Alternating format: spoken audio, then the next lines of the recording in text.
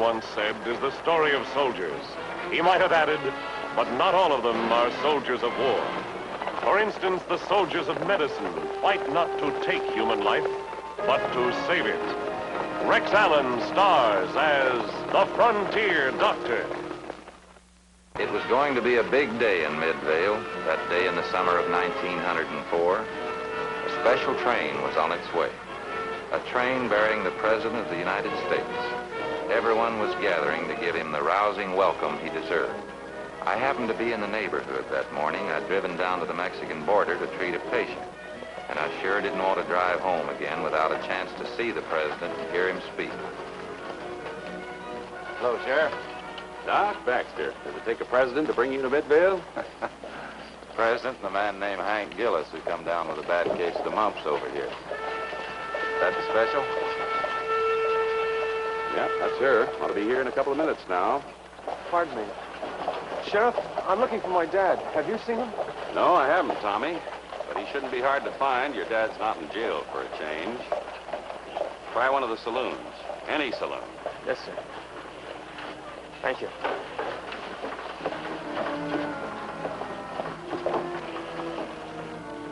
Name's Tommy Keever. Sure feels sorry for that boy. What's his trouble? His dad.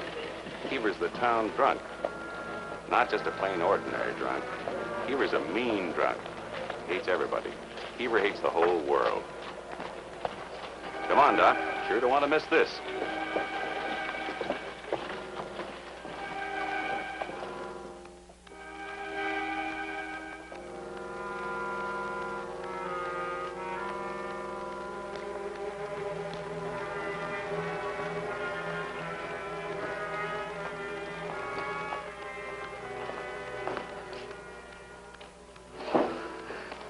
Dad.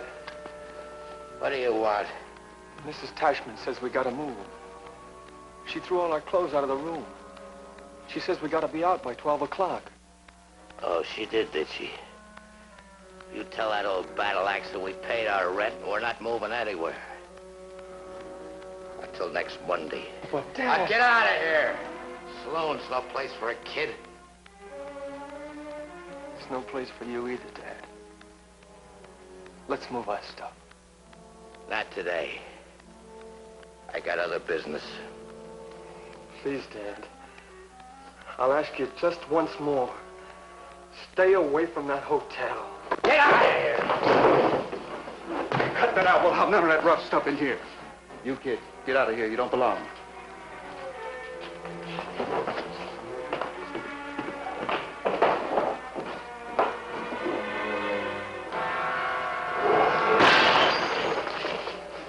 I ought to make you clean that up. But I'm closing up. I want to see the President. I want to see him, too. Another fella I want to see is Colonel Dodge.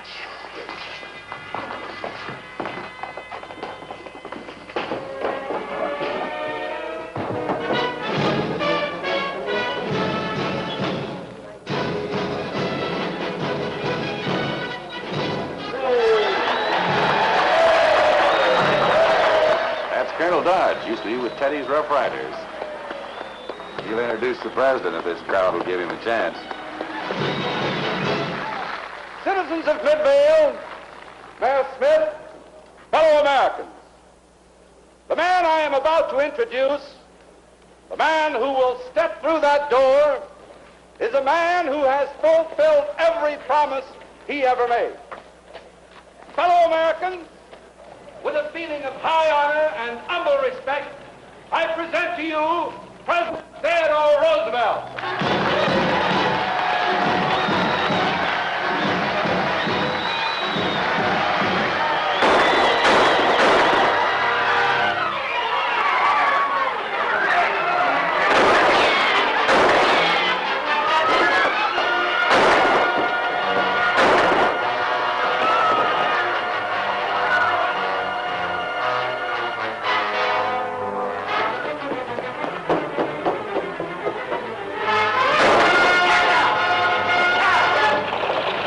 I chased the boy out of Midvale.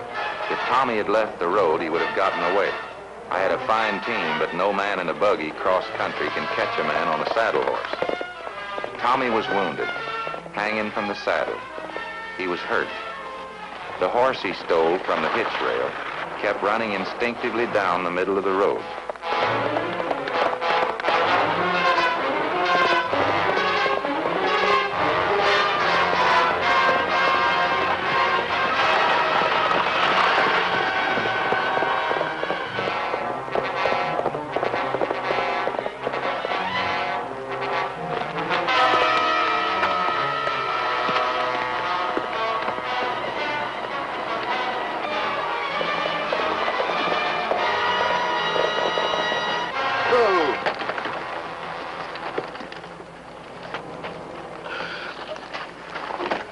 Why'd you do it, boy?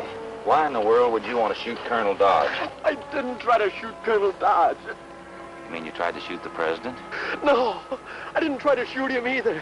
I shot clear over the roof of the hotel. Where'd you get this gun, you little rat? That's my business. No, it's my business. Where'd you get this gun? I don't think it's any of our business. The boy tried to shoot the president. It's a matter for the Secret Service. I didn't try to shoot him. Then who did you try to shoot? Nobody. Well, I better patch him up here. He's bleeding pretty bad. I'll see you hanged for this. Take it easy, Sheriff. He's not a man. He's just a boy.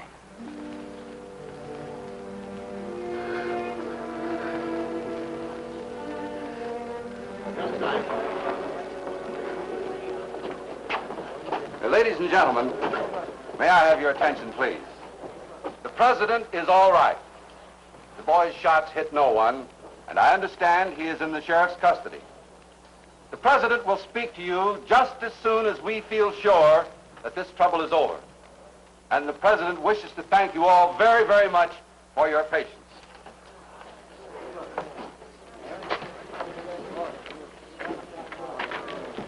Doctor, how old did you say that boy was? Oh, 16 or 17, Colonel. Seems like a normal American boy. I wonder why he fired those shots. 16 or 17. Just my boy's age. Come on, Doctor.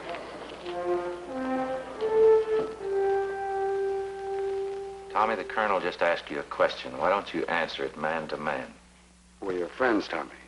We're just trying to find out why you shot at that balcony. I didn't. Honest, I didn't. Just answer the question, Tommy. Colonel, this boy is obviously a case of adolescent schizophrenia, sometimes referred to in Latin as dementia precox. And now, translated into plain English, the terms of the layman... Thank you, Major. Would you gentlemen mind leaving us alone for a moment, please? Oh, yes, sir. Not you, Dr. Baxter.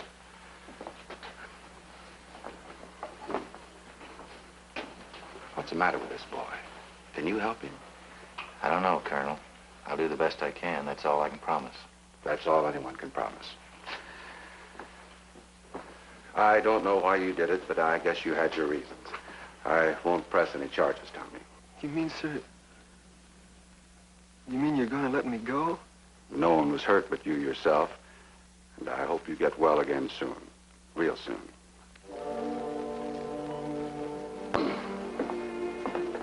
So long, Tommy. So long, Colonel. And thanks.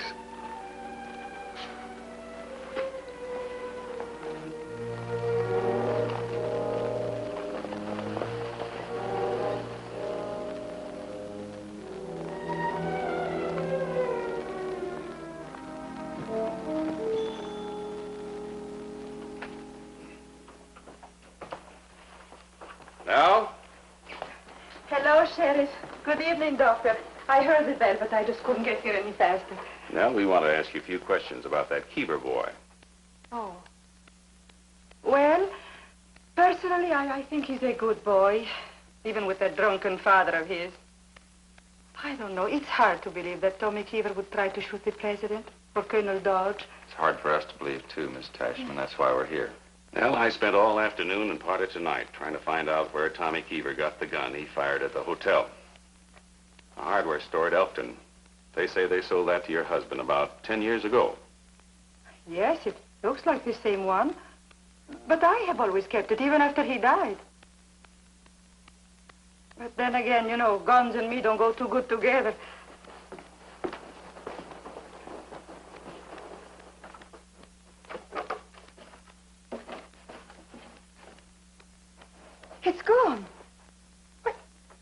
be the gun. Sheriff, do you really think the boy took it? So now we know where Tommy got the gun. What we still don't know is why he blasted away at the hotel this morning. But won't he tell you? Tommy won't tell us a thing. One minute we think he meant business with the gun. Then again, we can't believe he meant any bodily harm. Maybe the doctor was right when he said that Tommy has two personalities. Whose coat is this, Miss Tashman? Oh, it's Keever's. It's an old army coat. He probably picked it up in some saloon. Whoever owned this coat was a sergeant in the U.S. Army. You can see where he tore the stripes off of it. Maybe that is Keever's coat.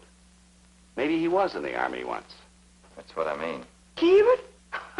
Keever's not the type of man to ever belong to anybody's army. That man never learned how to live. He could never learn how to die. You don't think much of him, do you, Miss Tashman? How could I? Don't tell me he ever was a soldier. I know a soldier when I see one. My husband. My husband died at San Juan Hill. My husband rode with Teddy Roosevelt, Lieutenant Wayne Tashman. They fought that battle side by side. Who put the bullet holes in that picture? He did. Keever? Yes, Keever. Last night. He was drunk again.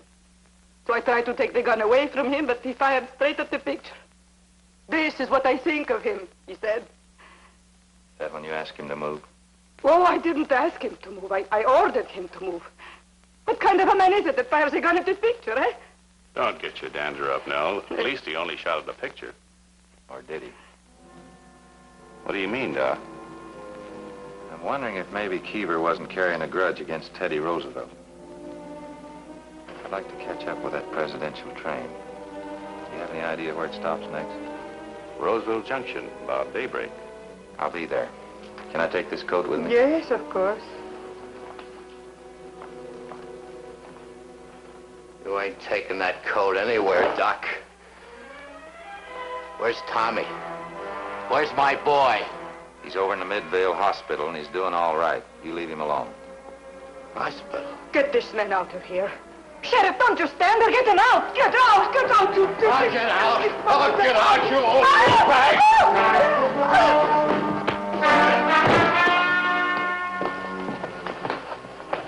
All right, Keeper. I haven't got anything I can hold you on, but out of this house you go and stay out. Take it easy, Sheriff. He's a sick man. Come on. And a man like that, you call sick? He's an alcoholic. Then he should be in prison for the rest of his life. Prison's no place for a man like that. It's a disease. Disease? Well, then why don't you doctors find a cure for it? Someday I hope we will. But it's a mental thing. Mental? Somewhere, somehow, we'll find a cure for it. Thanks for your help, Miss Tashman. Oh. The road over the hills to Rosedale Junction is a little shorter than the route the railroad took. By early morning, I was there. The presidential train coming into Roseville Junction was right on time. So was I. Outside the depot, I recognized one of the government men that had been guarding the president in Midvale. I told him I'd like to see the president's aide, Colonel Dodge. He said he'd board the train and relay my message for me to wait inside the depot.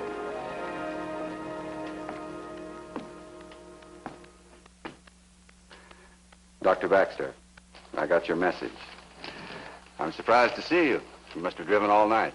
I imagine my horses are a little more tired than I am. Colonel, I'd like to talk to you for a few minutes, if you can spare the time. Yes, the president was asking me about that boy. What'd you find out? Haven't found out too much yet, but I've been doing some checking on his father, and I thought maybe you might be able to help me. Any way I can. I have reason to believe that the boy's father might have been in the Army. I thought there might be a slim chance that you'd remember him. Well, there's a lot of men in the Army, Doctor. What outfit was he in? I don't really know. What was the man's name? Name was Keever, a three-striper, I believe. Sergeant Keever. How could I ever forget him? Yes, he served with the Rough Riders. The word served is incorrect when applied to Keever. Jack Keever? Sergeant Jack Keever. He was the only coward we ever had in the Rough Riders. He hid in a ditch with a bottle while the rest of the boys stormed the hill. That man, if you can call him a man, cost the lives of 7 Rough Riders. He was responsible for 62 casualties. What happened to him after San Juan Hill, I mean? As captain, it was my duty to report him to our commanding officer. I did. I reported him to Colonel Teddy Roosevelt, and we had Keever up in the general court-martial. We had him drummed out of the Army. Dishonorable discharge. But let's get on with it. What's this got to do with the boy? Keever. That was the boy's name. His father. I don't believe the boy tried to shoot the president. In fact, I think he tried to save his life. Save his life?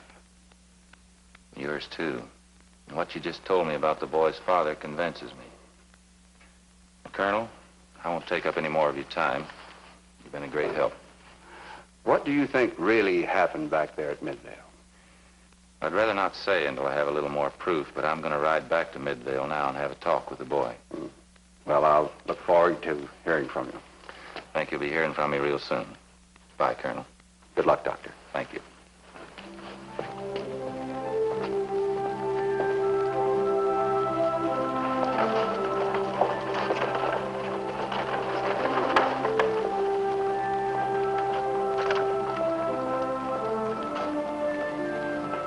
Good morning, Doctor. Morning.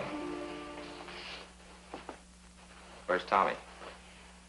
Well, he wanted to get up, so I helped him get his clothes on, and he's out on the porch getting some sun.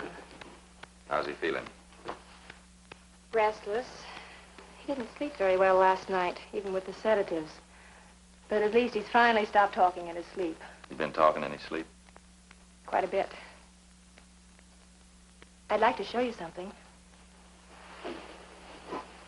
Last night, Tommy asked his father to bring around this suitcase. It was locked, and Tommy had the key hidden in his shoe. He didn't open it until after his father had gone. That's a picture of West Point, graduating class. Apparently, Tommy wants to be a soldier. And look here, these are the textbooks they use at West Point. And he has lots of pictures like that. Pictures of Colonel Roosevelt and the Rough Riders. Apparently, Tommy's a great admirer of the president. That's what I don't understand. If Tommy so admired Teddy Roosevelt, then why did he try to shoot him? He didn't. But I was down at the hotel. I saw it with my own eyes. You didn't see him try to shoot the president. You want to know what I think's really wrong with Tommy?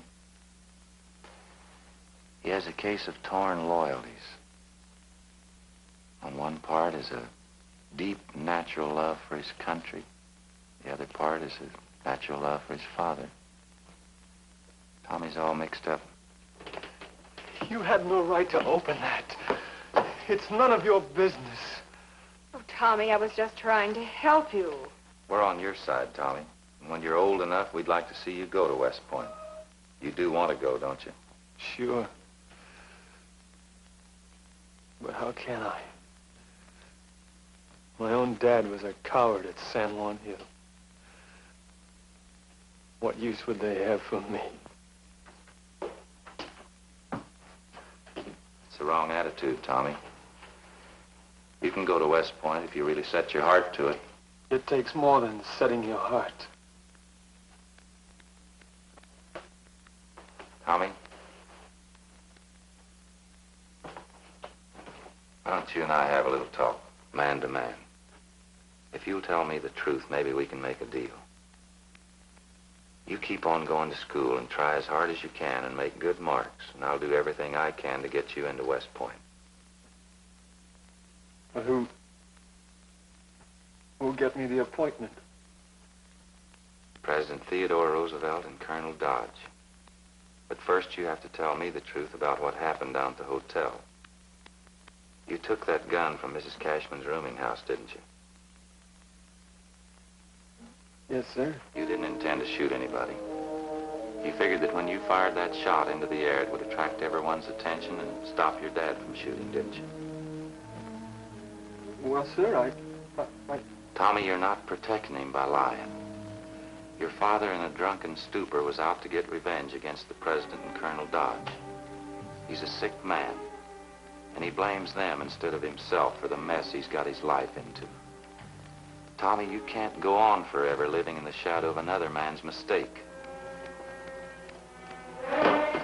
won't have to, Tommy. You and me, we're getting out of here. We got things to do. We'll start a new life. Keever, put that gun down. You keep out of this, Doc. Come on, Tommy. I got the wagon right outside. Nobody's gonna take you away from me, son. I'll kill anybody who tries. Keever, you've lived half of your life hiding behind a bottle. I don't blame you for that. But there's one thing I do blame you for. And that's trying to hide behind your own son. Why don't you do something right for once? Why don't you go away and let that boy alone? Mighty pretty nurse you got here, Doc. Sure hate to mess her up with a Colt 44. But tell her to mind her own business. No, Doc. No. Come on, Tommy. You better go with him, Doc, before he hurts somebody. He don't know what he's doing. I don't know what I'm doing. Son, come on.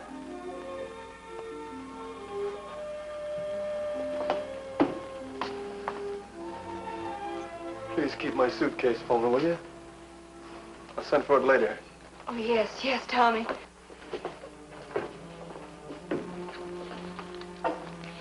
Yes, they're West Point pictures. All your son's dreams are wrapped up in that suitcase.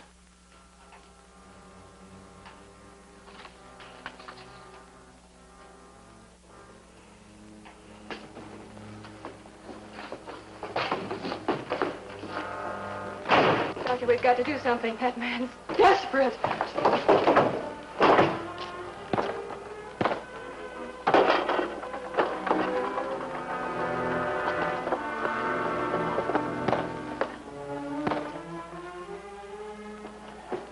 Son, I didn't know about this. I'm sorry. I'll bet you are. Get off it!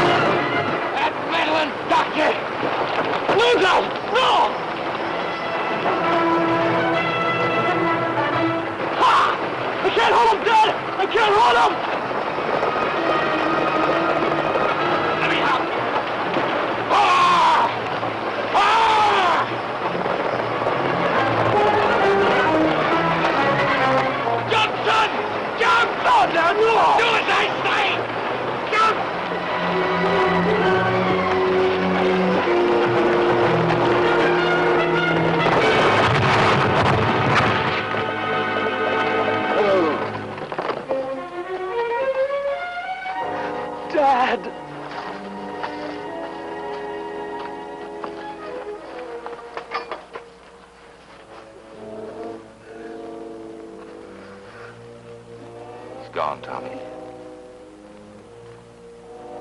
You saved my life. The team ran away, Doc. He made me jump. He wanted to prove something. Prove what? All of your dad's life since San Juan Hill, he's been afraid. He wanted to prove to himself that he wasn't scared anymore. You can always remember one thing, Tommy. He died like a man.